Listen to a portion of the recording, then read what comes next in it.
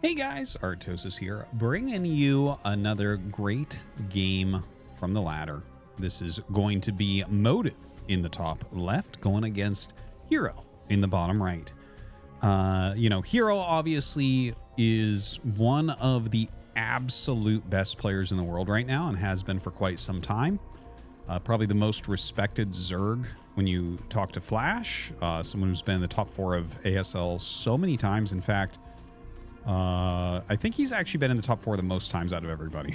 He's just an unbelievably strong Zerg. And his opponent, I already mentioned it's Motive. If you watch a lot of ArtosisCasts, you've seen a lot of Motives play. He's not quite an ASL player yet, but he is one of the best Protosses that are still out there improving, trying to make his name, get into that ASL tournament consistently and everything. So it should be a good one. I think Motive is very, very good. So kind of looking forward to these two playing. Obviously, you got to say that hero's favored, as you would say, against pretty much every single player on Earth, right? Like, maybe Light would be slightly favored against him. Maybe Mini. Like, that's about it. Like, he's actually that good. So, yeah, I guess we'll see how that goes down. I did see someone before last time I cast herO ask, is this the same herO as StarCraft 2? And the answer is absolutely not. He caps it the same way as the Protoss Pro Gamer in StarCraft 2. And of course, there was another herO, Liquid herO, in StarCraft 2 at the beginning. herO is just an overused name. Don't name yourself herO. Don't name yourself Dragon, right? Like, there are certain names that are just way overused and it confuses people. It's not good branding. But anyways, this is just herO. That's who he is. Okay, so we're on a 2-player map here in Dark Origin. The probe coming down. herO did not want to mess with it, so just throws his hatchery down at that 3rd base location. It is a gateway expansion here for Motive, so he will be putting some pressure on with those Zealots. And we're going to see what those Zealots are going to be able to get done. I don't think they're even going to come across the map right now because of the speed of this spawning pool. The probe scouting that out. He's going to walk this out. I think what this will do is probably loop around and come back in over here. I don't think he'll actually go all the way. He might. Some Protoss players do. Some Protoss players see the Lings come and say, no, that's fine. We'll go out. And he actually walks all the way down to there. The Overlord may have just spotted him slightly, and he does start to back up. Lings coming for him now. Going all the way back. Now, the normal thing that you see here, and why I said I think he will just loop around, is because the way to defend this is exactly what you see. Probe and Zealot on the ramp, and then the other Zealot slows the Lings down while a 3rd Zealot's being made. Right? This is like completely standard. We actually see this a lot from gateway expansions against pool first builds. If they make any real amount of Zerglings, you kind of play like this, and you fend those Zerglings off, you get your expansion up, and you're feeling fine. And you continue to build that Zealot count up a little bit more. Now, this probe going around, continuing to scout pretty well here against herO. We'll see how long that stays up and what he's able to actually uncover as far as the builds of his opponent. Lings starting at that gate somewhat. The 2 Zealots are going across the map, and some more Lings are being made to help deal with that. Now, bringing these 3 Lings home as well, so I believe he made about 4 more at home. Right? Something like that. So he's going to have somewhere in the range of 8 to 10 Lings to deal with these. So that should be enough. But of course, you do have these beautiful little pockets that you can hide in. So Motive immediately moving back here, realizing, okay, there's no drones here to hurt anyways. It's not really worth it to put damage on the hatchery. Let's just make sure that these Zealots are as hard to kill as possible. And the way he has them is so that if you run in, you can either attack one of these Zealots with 1 Ling.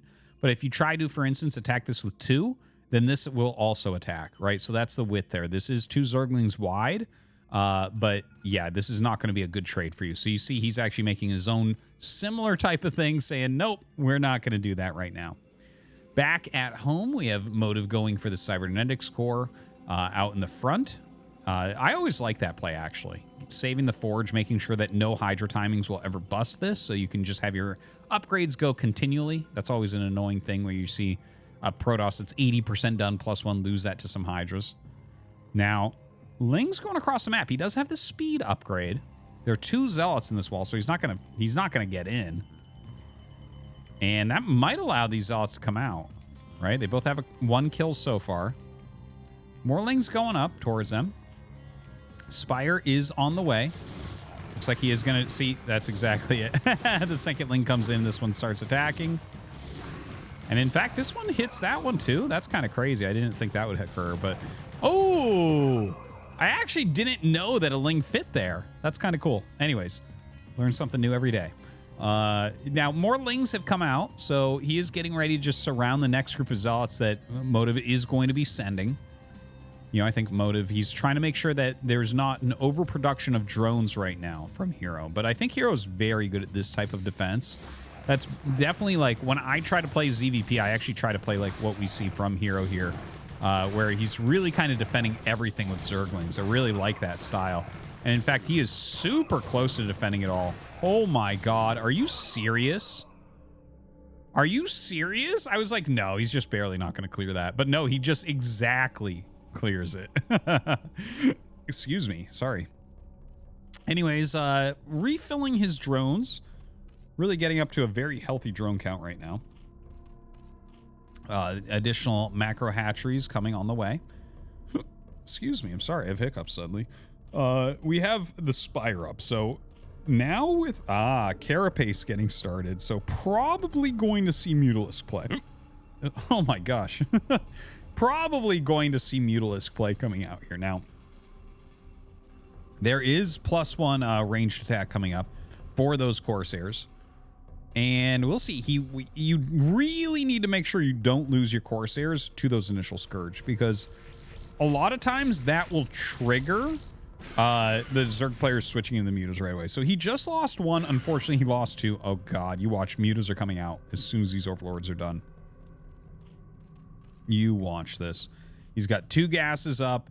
He killed 2 Corsairs. That is about the worst mistake you can make in this matchup, honestly. You cannot be losing those Corsairs so early on. Templar Archives is on the way. 4 Mutas so far being started. You really want to make sure that you have 5 so that you can one-shot probes. So I think we will see him squeeze another one out ASAP. No, he starts another drone. Not what I expected to see there. Evolution Chamber on the way. Sunken Colony kind of just sitting there. Oh, he is getting 5 Mutas. My bad. I guess. Wait. Oh, I thought I saw another one up there. Never mind. It is 4 Mutas. Anyways, the 4 Mutas, of course, will help with this defense. The Sunken getting up just in time to help block these +1 Zealots. Of course, with +1, they 2-shot Lings, so that does become kind of problematic there for the Lings trying to defend. But with Mutas, this will help out quite a bit. So going to clear that without any real damage being taken. +1 range attack on the way, as well as Hydralisk speed. But only 4 Mutas. You know, I think this is to elicit a strong response. Right? Like, you lost 2 Corsairs. He's already made 3 more. 4th on the way. Does he have +1 still going? Yeah, he does. He still has +1 going. But at this point, I think you are kind of getting Protoss to heavily counter this, but there's certainly going to be a big transition into Hydras here, without any doubt. Like, yeah, he's going to stay on just the 4 Mutas. Plenty of Scourge coming in, so he has the opportunity still to deal some damage with these.